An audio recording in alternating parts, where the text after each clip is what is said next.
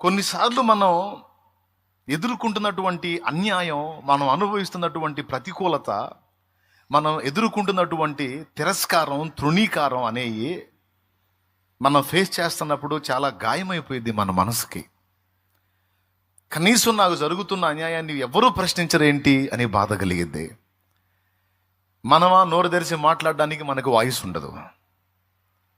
మన గురించి మనం వాదించుకునేంత పరిస్థితి మనకు లేదు. ఎందుకంటే మనది దీన మనస్సు. తగాదలు పెట్టుకోలేము, ఇతరులను తృణీకరించలేము, నా పక్షాన మీరు ఎందుకు మాట్లాడరని మొర్ర పెట్టుకోలేము, ఎవరి మీదో మనం ఏ ఫీలింగో పెట్టుకోలేము. కానీ మనం ఒకటి చేయగలం, దీన మనస్సుతో మనకు జరుగుతున్న అన్యాయాన్ని మనము సహించుట మనం చేసినప్పుడు, భరించుట అనేది మనం చేసినప్పుడు, అది పైనున్నోడు చూస్తాడు. ఆయన ఆకాశములో నుండి నరులను పరిశీలిస్తున్నాడని 14వ కీర్తన 53వ కీర్తన సాక్ష్యమిస్తుంది. ఆకాశములో నుండి ఆయన నరులను పరిశీలిస్తున్నాడు. వివేకము కలిగి తనను వెదగువారు గలరేమో అని ఆయన అక్కడి నుండి చూస్తున్నాడు అని చూడండి. కింద ఆకాశము నుండి చూచి నరులను పరిశీలించెను. ఎవరు ఆయన? యెహోవా. తనను వెతికే వారి కోసమే కాదు, అసలు ఏ మనిషి జీవితంలో ఏం జరుగుతుంది, ఎవరెవరికి ఏ విధంగా అన్యాయం చేస్తున్నారు, ఎవరెవరు ఎలా అన్యాయం అయిపోతున్నారు, ఎవరిని ఏ విధంగా బాధ పెడుతున్నారు, ఎవరి ద్వారా ఏ విధంగా ఆయాసపరచబడుతున్నారు, ఇవన్నీ కూడా మౌనంగా ఆయన గమనిస్తూ ఉంటాడు. అక్కడ మనం అనుకుంటాం మన దీన పరిస్థితి, మన ప్రతికూలత, మన ఇబ్బంది, మన వేదన, మనకు జరుగుతున్న అన్యాయం, మనకు జరుగుతున్న తిరస్కారం, తృణీకారం దేవుడు గమనించట్లేదేమో అని మన ఫీలింగ్. నేను ముందే చెప్పాను, కళ్ళు మనకి ఇచ్చిన వాడికి కళ్ళు లేవా? చూడటానికి మనకు కళ్ళు ఇచ్చిన వాడు తడవలాడుచున్నాడా, చూచుచున్నాడా? మన దేవుడు చూచుచున్న దేవుడు అని మన హృదయమందు మనం విశ్వసించిన వారమై కొన్ని మనం దేవునికి చూపించాలి. కొన్ని మన విషయంలో దేవుడు చూడాలి. ఆయన చూచున్నట్లు మనం ఆయన వైపు చూడాలి. ఈ ఒక్క సన్నివేశమే కాదు, చాలా సన్నివేశాలు బైబిల్లో నమోదు చేయబడి ఉన్నాయి. అందులో మొదటిదిగా పాపం నిష్కారణంగా తండ్రి, భర్త, చెల్లి ముగ్గురి చేతిలో నలిగిపోయినటువంటి ఒక అభాగ్యురాలు లేయా. ఇందులో ఆమె దోషం ఏముంది చెప్పండి? అవునా? నువ్వు ఆయన చేసుకో అంటాడు తండ్రి. దరిద్రపు దాన్న నువ్వేడ దొరికేవి నాకు అంటాడు భర్త. సో తన దీన స్థితిని దేవుడే చూడాలి, దేవుడే దీనికి తీర్పు తీర్చాలని మౌనం వహించి దేవుని వైపు చూచినందున ఆమె ఇప్పుడు మనలాగా తొందరపడలా. మనలో చాలామంది ఏం చేస్తారంటే తొందరపడి దేవుడు కదలటం ఆలస్యం అవుతుందేమో అని వీళ్ళే తొందరపడి అడుగులేయటానికి ఇష్టపడతారు. దానివల్ల నష్టపోవటమే తప్ప సరైన ఫలం దక్కదు. ఇక్కడ గమనించాల్సిన విషయం ఏంటంటే, నీ దీన స్థితిని, నీ తృణీకారాన్ని, నీ అవమానాన్ని, నీ తిరస్కారాన్ని దేవుడు చూచినట్లు నీవు దేవుణ్ణి చూడనివ్వాలి. నీకు జరుగుతున్న అన్యాయాన్ని ఆకాశమందుండి అతడు చూచుచున్నాడు. ఆయన చూచుచున్న దేవుడు. ఒక్కటే మాట, ఆ సన్నివేశంలో నువ్వు ఉన్నప్పుడు, అది ఎదుర్కొన్నప్పుడు, దేవా నువ్వు ఎల్ రోయి అనే అను. నువ్వు అంతే, ఎల్ రోయి నా దేవా నీకు స్తోత్రం అని. అంటే తెలుసా, చూచుచున్నవాడా నా దేవా నీకు స్తోత్రం. నువ్వు చూడు, అంతే, వదిలేసా. నువ్వు ఎల్ రోయి అని పిలిచిన ప్రతిసారి కూడా ఆయన ఎల్ రోయిగానే స్పందిస్తాడు. చూచుచున్న దేవుడా అని నువ్వు పిలిచావంటే అర్థం ఏంటో తెలుసా? చూస్తున్నావా? ఆకాశం నుండి అన్ని పరిశీలిస్తున్నవాడా, చూచుచున్నవాడా, మా కళ్ళిచ్చినవాడా, నువ్వు చూస్తున్నావా? నీకే స్తోత్రం. మీరు గమనించినట్టయితే జీవితకాలం ఎక్కువ కాలం యాకోబుతో లేయానే ఉంది. 14 ఏళ్ళు కష్టపడి పెళ్లి చేసుకున్న రాహేల్ నుంచి ఇద్దరు వస్తే, ఒకడు యోసేపు, ఒకడు బెన్యామీను. లేయా నుంచి 4 వచ్చారు. తను ప్రేమించినటువంటి రాహేలు ఎక్కువ కాలం యాకోబుతో జీవించలేకపోయింది. కానీ లేయాకి సమృద్ధిగా అవకాశాన్ని దేవుడు అనుగ్రహించాడు. ఇక్కడ ఓర్పు బట్టి, సహనం బట్టి, దీన మనసు కలిగి దేవుడు చూచిందాకా సంయమనం పాటించినటువంటి జ్ఞానవంతురాలుగా లేయా కనపడుతుంది. ఫలితంగా లేయా పొందినటువంటి ప్రయోజనం ఎంత ఉన్నతంగా ఉందంటే, ఆఖరికి రాహేలుకు పుట్టిన యోసేపు కూడా ఈ లేయా యోధా కోసమే పుట్టినట్టు. ఎందుకంటే ఈయన అష్టకష్టాలు పడి చివరికి కరువులో వీళ్ళని సేవ చేయడానికి యోసేపు ఉపయోగపడ్డాడు. దేవునికి స్తోత్రం. అంటే రాహేలుకు పుట్టిన యోసేపు కూడా లేయా సంతతికే సేవ చేశాడు. అంటే రాహేలు ఎవరిని గందో తెలుసా? లేయా పిల్లలకి ఉపచారం చేసేవాడిని, కరువులో కాపాడేవాడిని గందే.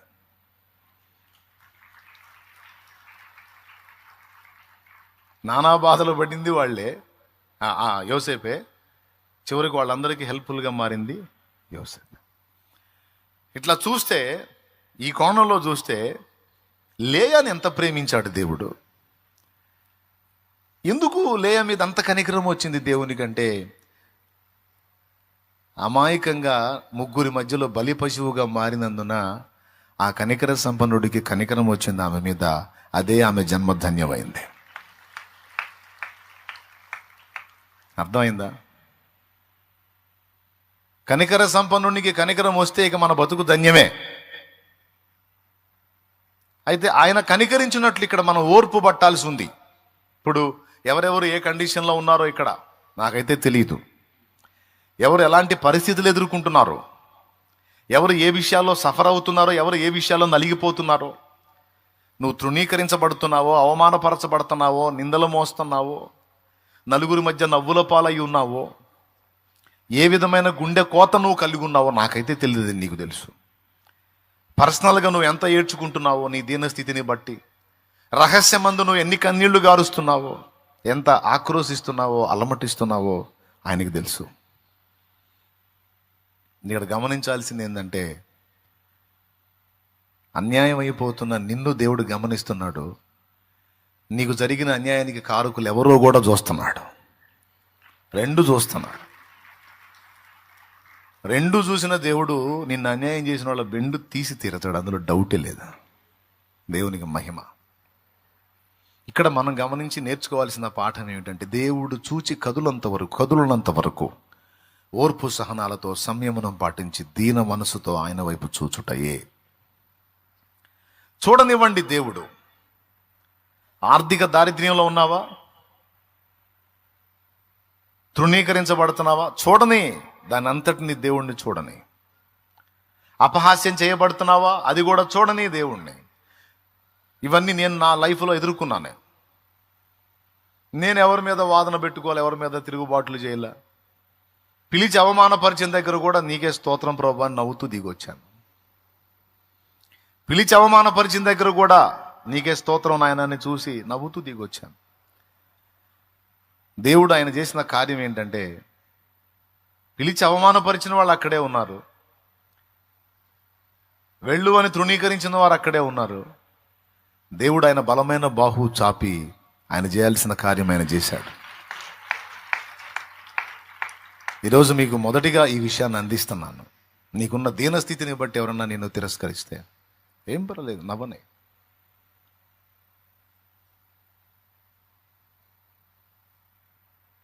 చిన్న పాకాలో నేను పరిచయం చేసేటప్పుడు దాన్ని బట్టి కొంతమంది ఎగతాళి, ఉండే నివాసం కూలిపోతే దాన్ని బట్టి కొంతమంది ఎగతాళి,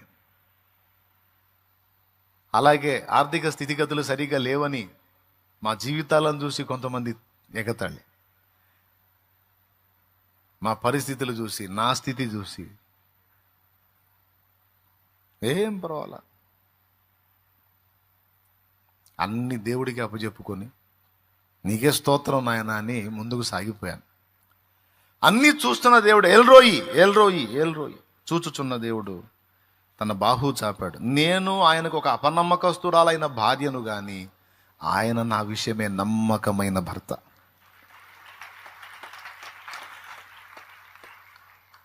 అనేక విషయాలలో నేను ఆయనకి నమ్మకంగా ఉండకపోతిని, కానీ నా విషయంలో ఆయన అన్ని విషయాల్లో నమ్మకంగా ఉన్నాడు. ఆయన నమ్మకస్తుడైన ఆయన అలా కృప చూపాడు. ఇది యథార్థంగా నేను ఒప్పుకుంటున్నాను. అన్ని విషయములలో నేను ఆయన సంతోష పెట్టకపోతిని, కానీ ఆయన అన్ని విషయములలో నా విషయమై మానని కృప చూపుతూ, మానని ప్రేమ చూపుతూ ఆయన బహునమ్మకస్తుడై ఉన్నాడు, నమ్మదగిన దేవుడు. అందుకే అదే టైటిల్ మీద ఒక పాట పాడుకున్నా చానాళ్ల క్రితం. నమ్మదగిన దేవుడా నన్ను నడిపించుమా, నమ్మకమైన నాయకుడా నన్ను దరి చేర్చుమా, నీ ఆత్మతో నింపుమా, నీ అభిషేకమీయుమా, ఆత్మీయ పోరాటంలో నాకు గెలుపునీయుమా. చరణం నీవు చేరదీయకుంటే నిలిచేదెవరు, నీవు జాలి చూపకుంటే బ్రతికేదెవరు, నీవు చేరదీయకుంటే నిలిచేదెవరు, నీవు జాలి చూపకుంటే బ్రతికేదెవరు, నీవు తమీయకుంటే అడుగే పడదు, నీవు తమీయకుంటే అడుగే పడదు, నీవు నాకు తోడుంటే పయనమాగదు, నా పయనమాగదు. నమ్మదగిన దేవుడా నన్ను నడిపించుమా, నమ్మకమైన నాయకుడా నన్ను దరి చేర్చుమా. 22 సెంట్ల స్థలంలో ఇక్కడ 31st నైట్ ప్రేయర్ కోసం మొత్తం టెంట్లు వేయించాం. మొత్తం టెంట్లు వేయించారు, పరిచారకులు వేశారు, పెద్ద మెల్ల. అందులో ప్రేయర్ జరగాలి. సాయంత్రం 5 గంటలకు పట్టింది వాన, ఆ పక్క నుంచి పట్టింది. పట్టి గాలి వాన ఈడ్చీడ్చి కొడితే వేసిన టెంట్లన్నీ నేలమట్టం అయిపోయాయి. ఇక్కడ ఆరాధన జరగాతి గాల 31st నైట్. అది 2011 31st నైట్ జరిగిన విషయం. చాలా ఏడుపు వచ్చింది. ఈ సమాజంలో అన్ని జనులు నవ్వారు. బాగైంది యేసుప్రభు అంట, ఇటు పిచ్చి బాగా కుదిరింది, బాగా తీర్చేసాడు, టెంట్లు మొత్తం నేలమట్టం అయిపోయినాయని కొంతమంది నవ్వుకున్నారు కూడా. అది తెలిసింది నాకు. ఎందుకు జరిగిన పరిస్థితికి అంత నేలమట్టు కూలిపోయినాయి కదా. నీకే స్తోత్రం నాయన అని కన్నీరు గార్చి ప్రార్థన చేసుకొని అక్కడే జరిపించాను. సాయంనగర్లోనే ఆరాధన జరిపించి ఆ రోజు ఒక మాట పలికాం. ఈరోజు మనం ఎదుర్కొన్న ఈ శోధన, ఈ సమస్య నా దేవుడు చూశాడు, మరెన్నడూ మనకు ఆ పరిస్థితి రానివ్వడు. అదే ప్లేస్లో ఈరోజు అన్ని కూలిపోయిన అదే ప్లేస్లో మళ్ళా 31st నైట్ కల్లా మనం అందులో స్థిరమైన మందిరం కట్టబడి అందులో మనం ఆరాధన చేస్తాం. ఇది జరిగి తీరిద్ది అని చెప్పి ఆ రోజు విశ్వాసంతో బిడ్డలందరితో ఆ మాట పలికి, జోరున వాన కురుస్తానే ఉంది. అందులోనే ఆన్లైన్ చేశాం, అందులోనే ఆ కార్యక్రమాలన్నీ అయిపోయినాయి. తెల్లవారి January 1st ప్రేయర్ కూడా అక్కడే జరిగింది. 31st night and January 1st జరిగింది కదా మనకి ప్రేయర్, రెండు అక్కడే జరిగినాయి. సింపుల్గా ముగించాం. మళ్ళా డిసెంబర్ 2012 25 క్రిస్మస్ రోజే మందిర ప్రతిష్ఠ ఆరాధన ఇక్కడ జరిగింది. ఒక స్థిరమైన మందిరం దేవుని మహాకృపతో. మళ్ళా డిసెంబర్ 25కి రిబ్బన్ కటింగ్ చేసాం. 31st నైట్ ఇక్కడే ఆరాధన జరిపి ఆ రోజు మళ్ళీ గుర్తు చేశాను. ఆనాడు మనం దుఃఖపడ్డాం, అయ్యో అని వేదన పడ్డాం. ఈరోజు చూసావా మళ్ళీ ఇయర్ వచ్చేటప్పటికి దేవుడు ఈ కార్యం జరిగించి ఇక్కడ స్థిరమైన దాన్ని ఏర్పాటు చేశాడు. ఇది నా దేవుని కార్యం. నవ్వనిస్తాడు, నిన్ను చూసి నవ్వే వాళ్ళని నవ్వనిస్తాడు, ఎగతాళి చేసే వాళ్ళని చేయనిస్తాడు, హేళన చేసే వాళ్ళని చేయనిస్తాడు. అవన్నీ నువ్వు పడనిస్తాడు. ఆ తృణీకారాలు, తిరస్కారాలు అవన్నీ నువ్వు అనుభవించనిస్తాడు. చూసి చూసి చూసి చూసి ఒక్కసారి ఆయన కార్యం చేసి ద్వారాలు తెరిచాడంటే అది మనం పట్టజాలం. లేయ విషయంలో అక్షరాల అదే జరిగింది. ఎంత ఆశీర్వాదం అండి! యేసుక్రీస్తు ప్రభు ఏ వంశావళిలో నుంచి వస్తాడని ప్రవచనం వచ్చిందో ఆ యూదా లేయ నుంచే వచ్చాడు. యాజకత్వం ఎవరి నుంచి వస్తుందో ఆ లేవి ఆమె నుంచే వచ్చాడు. మోషే ఏ గోత్రీకుడో తెలుసా మీకు? లేవి గోత్రీకుడే. అహరోను లేవి గోత్రీకుడే. మందసాన్ని మోసే భక్తి పరులైనటువంటి వ్యక్తులందరూ కూడా అంటే ఇద్దరు 2 రకాల యాజకులు లేయాలో నుంచి వచ్చారు. ఒక యాజకుడేమో అహరోను నుంచి వచ్చిన యాజకత్వం అంతా కూడా లేయాలో నుంచి వచ్చింది. అలాగే మెల్కీసెదెకు క్రమము చొప్పున నిరంతర యాజకుడై ఉన్న యేసుక్రీస్తు ప్రభు కూడా ఆమెలో నుంచి వచ్చాడు. మరి యూదా ఆమె నుంచి వచ్చినోటే కదా. ఎంత ధన్యత! వీళ్ళందరికీ మాతృమూర్తి ఎవరు? లేయా. ఎవరి లేయా? జబ్బు కళ్ళ లేయా, తృణీకరింపబడిన లేయా, భర్త చేత ద్వేషింపబడిన లేయా, చెల్లి చేత తృణీకరించబడిన లేయా. దేవునికి స్తోత్రం కలుగును గాక. లేయా అంటే అర్థం ఏంటో ఏమో మీరే చెప్పండి. కాబట్టి ఇక్కడ మీరు గమనించాల్సిన విషయం ఏంటంటే, ఈరోజు మీరున్న ఆ పరిస్థితులు ఒకవేళ మీరు అలాంటి స్థితిలో నలుగుతుంటే నేను చెప్తున్నాను, నీవు నమ్మిన దేవుడు సామాన్యుడు కాదు. నీవు విశ్వసించి సేవిస్తూ నువ్వు ఎవరి మీద ఆనుకున్నావో, సైన్యములకు అధిపత్యగా యెహోవా నజరేయుడగు యేసుక్రీస్తుగా భూమి మీదకి వచ్చినటువంటి ఆయన పరాక్రమశాలి, రోషం గల దేవుడు. ఆయన చూసి నిద్రపోయేవాడు కాదు, ఆయన చూస్తున్న దేవుడు, తీర్పు తీర్చే దేవుడు. మనం చేయాల్సింది ఏంటంటే, మనం అనుభవిస్తున్నవి ఆయన్ని చూడనియాలి. చూసి ఆయన స్పందించిన దాకా ఓపిక పట్టాలి. ఈ రెండు నువ్వు గుర్తుపెట్టుకో. ఆయనను చూడనివ్వాలి, ఆయనను కదలనివ్వాలి. ఆయన చూసి ఆయన కదిలాడంటే ఇంకా ఆ ఫలితాన్ని మనం ఊహించలేం. అంత అద్భుతంగా ఉంటుంది.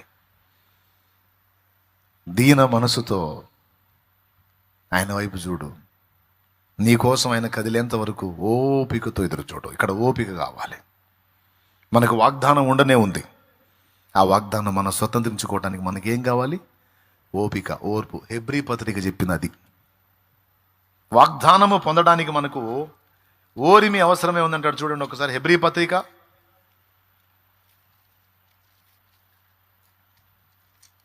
'నా దేవుడు అన్యాయస్తుడు కాదు, చెయ్యి విడిచేవాడు కాదు, నువ్వు తొందరపడకూడదు.' 10వ అధ్యాయం 36వ వచనం చూడండి ఆయన. హెబ్రీ పత్రిక 10వ అధ్యాయం 36వ వచనం. ఆయన చదువు నాయన, 35 నుంచి చదువు నాన్న. కాబట్టి మీరు ధైర్యమును విడిచిపెట్టకుడి. అది ధైర్యమును విడిచిపెట్టకుడి అంటే భయపడకుడి. దానికి ప్రతిఫలముగా గొప్ప బహుమానము కలుగును. మీరు దేవుని చిత్తమును నెరవేర్చిన వారై వాగ్దానము పొందు నిమిత్తము మీకు ఓరిమి అవసరమై ఉన్నది. ఓర్పు. కొద్దిగా తొందరపడవాకు, కొద్దిగా ఓపిక పట్టు, జరిగేది చూద్దు కానీ. దేవునికి స్తోత్రం కలుగును గాక. ఏమంటావు? ఇలాంటి మాటలను ఆధారం చేసుకునే దేవుని కృపలో కొన్ని పాటలు. Praise the lord. రైట్, ప్రార్థన చేద్దాం. అందరం తలలు వంచి కళ్ళు మూసి ప్రార్థన చేద్దాం. ఈరోజు దేవుడు నీతో ఏం మాట్లాడాడో ఆ మాటల్ని బట్టి దేవుని కృతజ్ఞతలు చెప్పి ప్రార్థన చేయి. హల్లెలూయా, హల్లెలూయా, హల్లెలూయా, హల్లెలూయా, హల్లెలూయా. కన్న తండ్రి నీకు స్తోత్రం అంటే అందరం కూడా ప్రార్థనలో గడుపుతాం. ఇది ప్రార్థనా సమయం. తండ్రి నీకు స్తుతి స్తోత్రం. ఈరోజు మా బిడ్డల్ని నీవు దర్శించిన విధానం కొరకు స్తోత్రం, నీవు మాట్లాడిన మాటలన్నిటి కొరకు స్తోత్రం, నీవు అందించిన సందేశం కొరకు స్తోత్రం. నువ్వు ఏమేమి చూస్తావో, ఏమి చూడనీయాలో నిన్ను మాకు తేటగా మాట్లాడావు నాయన, మాకు స్పష్టంగా బయలుపరిచావు. నీకు స్తోత్రం అయ్యా. అయ్యా, మేము ఎలాగున్నామో, మా అంతఃకరణం ఏ విధంగా ఉన్నదో మేము పరిశీలించుకుంటున్నాం దేవా. ఒక్కసారి జ్ఞాపకం చేసుకో తండ్రి మమ్మల్ని. మా లోపాలేవో, మా పాపాలేవో, మా పొరపాట్లేవో మా కనులు ఎదుట మాకు ప్రత్యక్షపరచు. మాకు తెలివి దయచే, వివేకం దయచే, జ్ఞానం దయచే, మెలకువ దయచే, చిత్తశుద్ధి దయచే నాయన. నీకు స్తుతి స్తోత్రము, స్తుతి స్తోత్రం ప్రభువా. మేము ఎక్కడెక్కడ జారిపోతున్నామో, ఎక్కడెక్కడ తొలగిపోతున్నామో, నమ్మకత్వంలో కోల్పోతున్నామో, విశ్వాసంలో కోల్పోతున్నామో, కృతజ్ఞత బుద్ధిలో కోల్పోతున్నామో మా ప్రభువా, త్యాగబుద్ధిలో కోల్పోతున్నామో, కన్నీటి ప్రార్థనా జీవితంలో మేము వైఫల్యం చెందుతున్నామో, మాకు జరుగుతున్న వాటిని నీ దృష్టికి తెచ్చే విషయంలో మేము తప్పిపోతున్నామో. నా తండ్రి, ఈరోజు మాతో మాట్లాడి మాకు నేర్పినందుకు వందనాలు, వందనాలు, వందనాలు. నాకు ఒక సంతోషం కలిగింది ప్రభువా, నువ్వు అన్ని చూస్తున్న దేవుడు అన్నందుకు. నాకు సంతోషం కలిగింది తండ్రి, నీవు విశ్వాసాన్ని సిగ్గుపరచని దేవుడు అన్నందుకు. నీకు కృతజ్ఞతా స్తోత్రాలు ప్రభువా, స్తోత్రాలు ప్రభువా. మా బిడ్డలందరినీ విషయాల్లో బలపరిచి, మా అందరి హృదయాల్లో కూడా వీటిని నింపి నీకు ఇష్టలుగా చేసి నీ కృపలో మమ్మల్ని అందరినీ వర్ధిల్ల చేయమని, ఇక్కడున్న చిన్నలు, పెద్దలు, వృద్ధులు, స్త్రీలు, పురుషులు, యవనులు బిడ్డలందరినీ దీవించమని. సాతాను క్రియల నుంచి బిడ్డల్ని విడిపించు, దుష్ట శోధనల నుంచి బిడ్డల్ని విడిపించు, అంధకార క్రియల నుంచి బిడ్డల్ని విడిపించు. పరిశుద్ధాత్మ వలన ఆదరణ, అభిషేకం, ఆశీర్వాదం, ఆరోగ్యం, దీవెన, స్వస్థత, ప్రతికూలతలు, బాధలు, వ్యాధులు, సమస్యల నుంచి విడుదల, అప్పుల బాధలు, ఆర్థిక ఇబ్బందుల నుంచి విడుదల, ఒంటరితనాల నుంచి విడుదల బిడ్డలకు అనుగ్రహించి సమాధానంతో నింపి నీవు సహాయకుడు మా అందరినీ బలపరచము. ఇక్కడ ఉన్నవారు ఆయా ప్రాంతాల్లో, ఆయా దేశాల్లో ఉండి కూడా లైవ్లోకి వచ్చినటువంటి బిడ్డలందరినీ కూడా పేరు పేరున నీ చేతులకి అప్పగించుకుంటూ వారి ఎడల నీ కృపా కార్యములను నెరవేర్చమని యేసు ప్రశస్త నామములో ప్రార్థించి పొంది ఉన్నాము తండ్రి. ఆమేన్, ఆమేన్, ఆమేన్. మన తండ్రి అయిన దేవుని ప్రేమ, ఆయన ప్రియ కుమారుడు, మనందరి ప్రాణప్రియుడైన యేసయ్య శాశ్వత నిత్య కృప, పరిశుద్ధాత్మతోడి మనోహర దివ్య సహవాసం, సమాధానం సమకూడిన మనకు, సకల పరిశుద్ధులకు, సార్వత్రిక సంఘమంతటికి సదాతోడే మనందరం నిత్యత్వంలో చేరు పర్యంతం మనల్ని నడిపించును గాక. ఆమెన్. ప్రవేశ రక్తమునకు జై, ప్రవేశ రక్తమునకు జై, ప్రవేశ నామునకు సంపూర్ణ విజయం కలుగును గాక. ఆమెన్. హల్లెలూయా, హల్లెలూయా, హల్లెలూయా, హల్లెలూయా.